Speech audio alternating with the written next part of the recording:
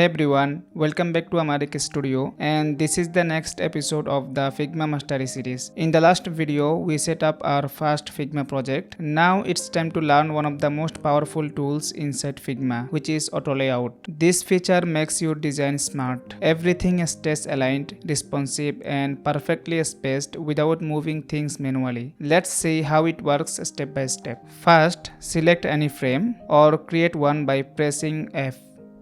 Now look at the right hand sidebar. You will see sections like position, auto layout, appearance, fill, and so on. In the new update, Figma moved all auto layout controls into their own clean section, right under position. To turn it on, click the auto layout plus button. Once you do, your frame becomes an auto layout container, and the controls below update immediately. At the top of the auto layout section, you will see flow, now with 4 layout options. Number 1. Freeform. This is the default mode. It lets you move elements freely, just like normal Figma frames. Nothing snaps or aligns automatically. You will use this when you don't need any layout structure. Number 2. Vertical. It stacks elements from top to bottom. Perfect for things like cards, lists, or stacked section. Number 3. Horizontal. It places elements side by side, ideal for buttons, navbars, or features rows. Number 4.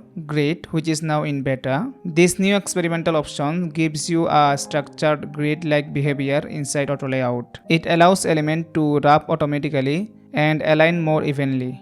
Great for galleries, responsive cards, or product grids. You can toggle between any of these anytime depending on your layout type.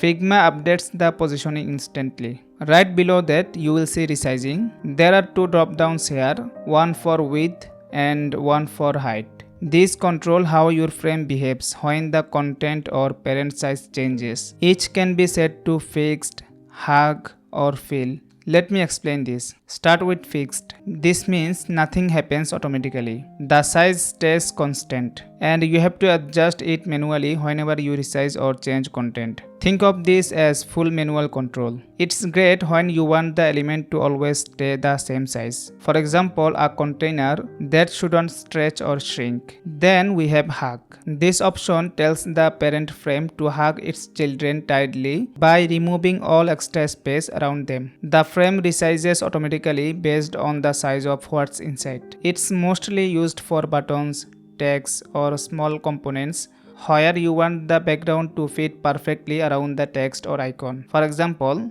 if you type more text inside a button, the frame automatically grows with it.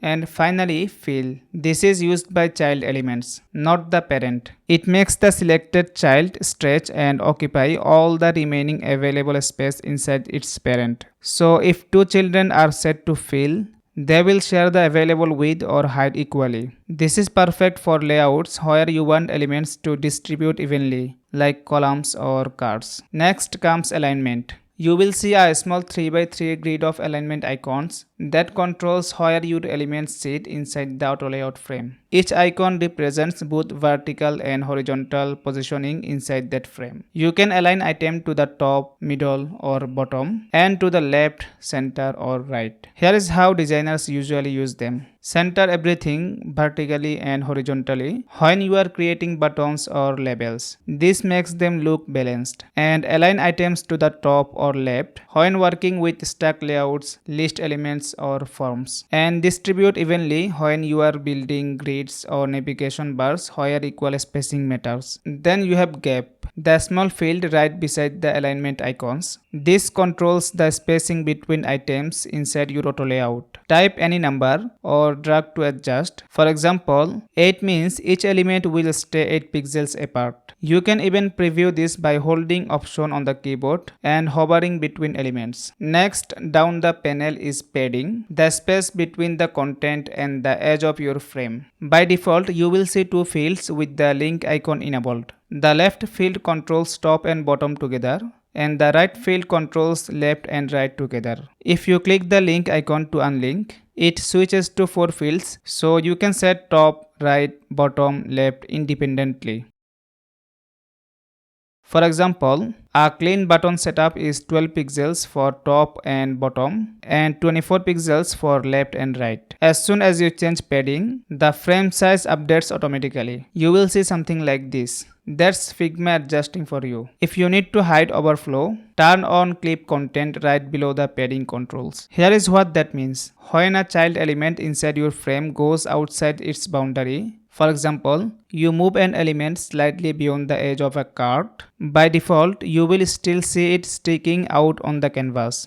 But if you turn clip content on, Figma hides everything outside the frame's edges, just like cropping in Photoshop. For example, imagine you have a profile card frame with a circular photo placed inside. If the image is larger than the circle and part of it hanging out, enabling clip content will neatly crop it to stay inside the card's boundary. Now let's see the auto layout in action. I will place an icon inside this frame. Notice how it automatically sits according to the alignment we set. If I duplicate it, Figma maintains perfect spacing between them. No manual nudging. Now if I add a new elements, everything reflows automatically. That's the power of auto layout. It changes instantly while staying pixel perfect. Let's quickly recap.